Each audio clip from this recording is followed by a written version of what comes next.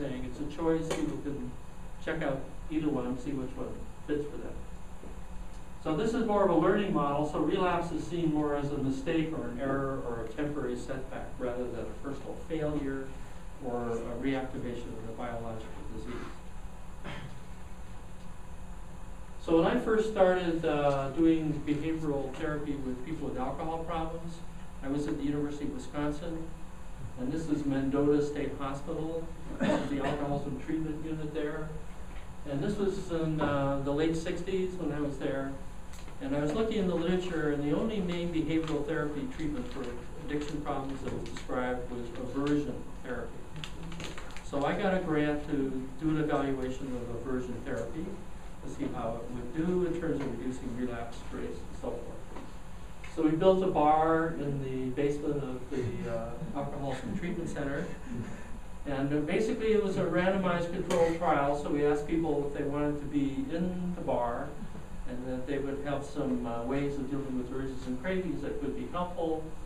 And we randomly assigned those who agreed to either get the aversion therapy, which is electric shock therapy. The two kinds of aversion therapies that are still used in many places, like in Seattle, we have a treatment center called the Schick-Shadel Center, and they do chemical aversion therapy as well as electrical aversion therapy. So if you go there, they're giving people drinks, their favorite drinks, and then they take something that makes them nauseous and start trying to do basically classical conditioning to develop conditioned aversion. And what we did here was use electric shock. So this was one of my students, Matt Luzowicz, at the time.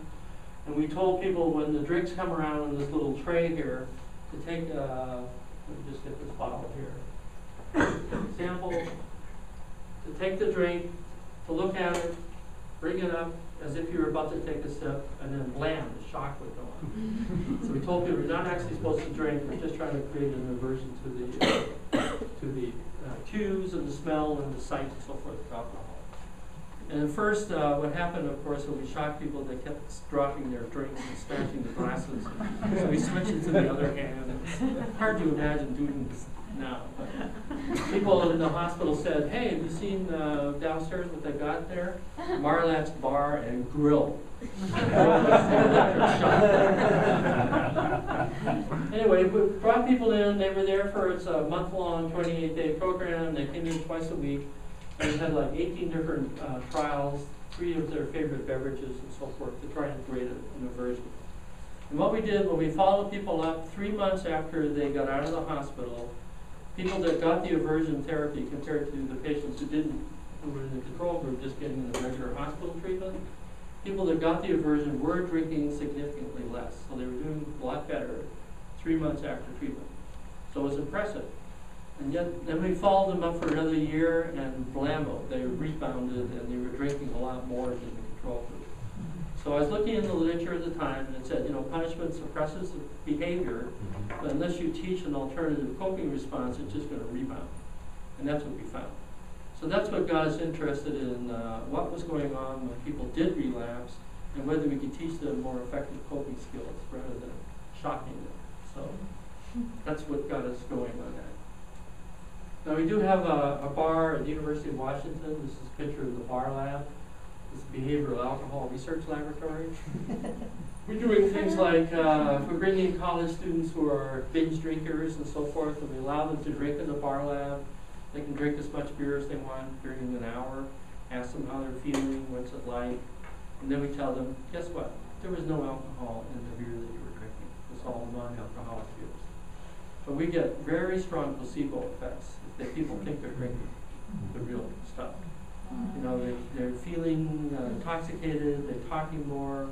We have lots of videos. If we have time, I will show you some of them. But when you tell people at the end there's no alcohol here, they're going like, what? How could I be feeling this way?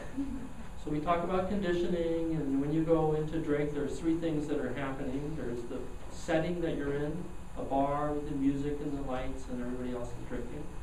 Your expectancies about the effects of drinking, because a lot of these heavy drinkers think that's what they need to feel more relaxed and be more accepted. So there's psychological dependency there. And then the actual beverage, whether there's alcohol or not in it. But if you've got 2 out of those 3 things going, you've got the setting and you've got the set and the expectancy, you're going to get strong placebo effects. Just doing this, bringing students in to challenge their expectancies through a placebo drinking trial, reduces drinking rates about 30 to 35% following people up 6 months and 1 year afterwards. So it's just one of the kinds of things that we do to challenge expectancies and make a difference in terms of subsequent drinking rates. Anyway, in the beginning, we published a book on relapse prevention and triggers for relapse back in the mid-'80s. And here's what we were finding then, that there were certain triggers that were common to people, whether they were alcoholics, people trying to quit smoking, heroin addicts. And you can see that there were both intrapersonal determinants, when people fall off the wagon when they're on their own, basically, or they've just been with somebody and then they start drinking or using, or they're actually in a social situation where other people are involved and that's when they're drinking or using again.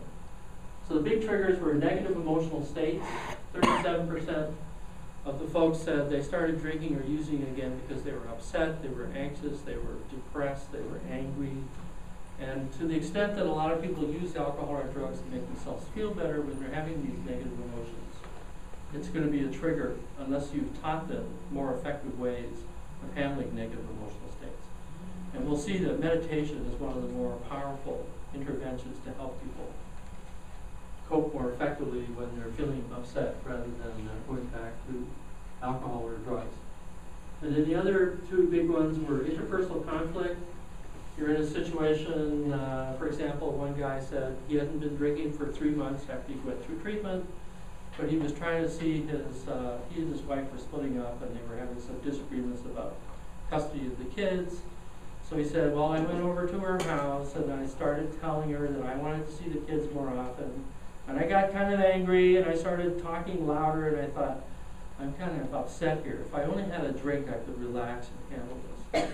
And then he said, you know, she still was drinking, so there was a bottle of vodka in the sink. So I went over and poured a double and drank it. Thought, oh, I'm going to feel better. But she got so angry and she said, you're drinking again. You know, I'm not going to let you see the kids at all. So he went on to about a 3-month relapse after that situation. That's what triggered it. And then social pressure, your friends are still smoking or drinking or whatever, and they're trying to get you back into doing what they're doing. It's another big factor.